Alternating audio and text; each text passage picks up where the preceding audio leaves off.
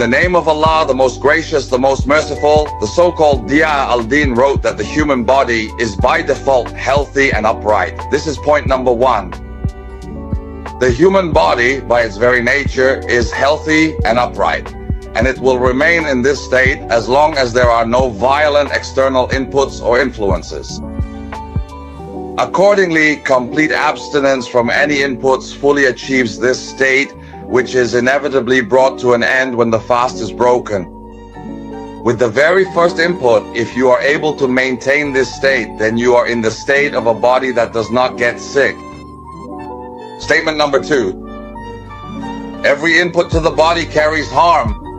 At the same time, it carries benefit, which is keeping the body alive and nourishing it with what is necessary for it to remain active. As long as the input is present, waste settles inside you, and this has harmful effects. Waste needs to be expelled. That is the harm. What remains are wastes that need to be expelled, and the body needs to get rid of them because they are harmful. Therefore, any food you eat, all of it carries harm. At the same time, it carries benefit, which is keeping this body alive, or its growth in the case of children. Number three, the body considers every input as a foreign entity, and accordingly, the human body has a reaction. This reaction is one of three things: an immune sensitivity, which follows lymphatic pathways, a central nervous response, which they call the gut-brain axis, or a hormonal glandular response. Hormonal what? Glandular, meaning either intestinal, peripheral, or pituitary central. Focus with me. Hormonal glandular, two types: intestinal, peripheral, which includes insulin, glucagon, serotonin, and gastrin. These are intestinal hormones. Or pituitary central, which operates from the pituitary all the way to the adrenal gland. Statement number four, the body's daily and repeated suffering, and the continued exposure to inputs that are difficult to digest, which leads to repeated, though not complete, intestinal blockages. So the first issue is the intake of foods that are difficult to digest, leading to repeated, though not complete, intestinal blockages. The first harmful residues come from incomplete digestion or from inputs that contain stimulants for the nervous system, the hormonal system, and the allergic immune system, or from inputs that carry explicit toxins such as antibiotic residues, fertilizer and stimulant residues, chemicals, nitrogenous compounds, and pesticide residues, what we call them. What are they? Pesticide residues, so what are they? So the body's daily struggle in dealing with these isolated inputs, which are hard to digest and cause repeated intestinal blockages, even if they're not complete. Harmful residues from an incomplete digestion process.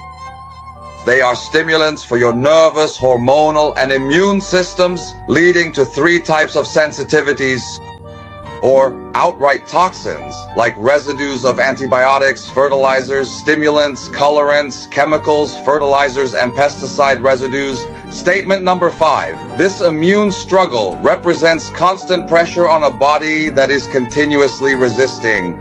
This leads to recurring physical and psychological symptoms that are interconnected but with distant relationships, which is why they are called syndromes.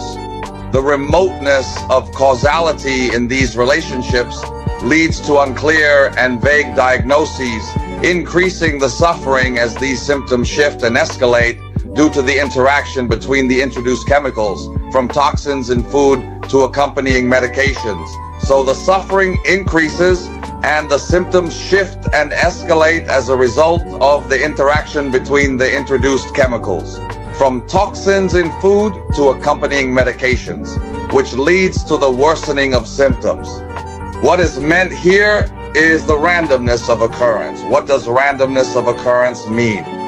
It means you have poisoning from something and you took medication for a certain symptom, but you don't recover from it. So the blood pressure medication combined with the other drug and the poisoning all interact together. It's a drug-drug interaction reaction.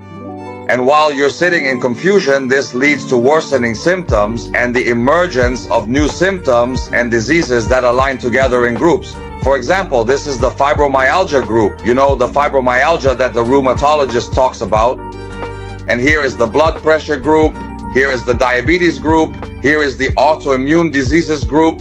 And here is the cancer group. you end up being divided randomly with a huge overlap of 5 or 6 different symptoms and disease names. It must be accompanied by chronic dysfunction, and this is one of the criteria in the nervous system, even if the initial complaint started in childhood. With the presence of acid suppressants that have been introduced in the markets for about 20 years since 2005, the worst of the PPIs have been put on the counter. The serious risk and harm should not be neglected. And with the progression of the disease and the emergence of cancers, the role of acid suppressants in causing these symptoms should not be ignored.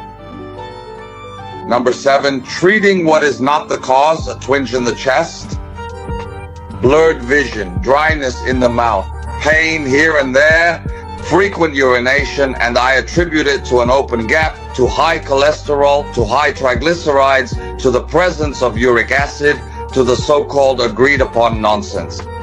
I like to call it, what kind of nonsense is this? It's agreed upon because we are the active ones. We are the active ones. We are the clever ones. Come on, customers.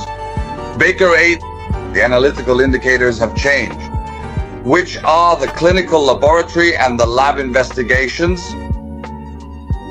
The change in analytical indicators and new laboratory findings indicates a shift in the body's strategy in cases of chronic stress and provocation. And there is no conclusive evidence that they are the cause of the symptoms or changes accompanying the condition. The cause is that which, when removed, the problem or symptom ends. So again, the change in analytical indicators and new laboratory findings such as elevated blood sugar, urea, creatinine, or uric acid are only indications of a change in the body's strategy in cases of chronic stress and provocation.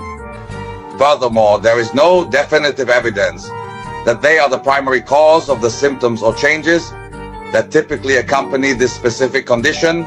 The cause, by its very definition, is considered to be that which, when removed from the situation, the phenomenon ends, or the condition ends, or the symptom ends. If I take insulin and my blood sugar still rises, that means the high blood sugar is not because the insulin is inactive. Again, if I take insulin to lower my blood sugar and it doesn't go down, then the blood sugar wasn't high because of the insulin. If I give insulin and it lowers the blood sugar but doesn't improve the erection, then blood sugar isn't the cause of the erectile dysfunction. If the reflux from the opening in the diaphragm is treated and the reflux remains the same, is the reflux because of the bacteria? We took the medication for the bacteria and the reflux remains the same.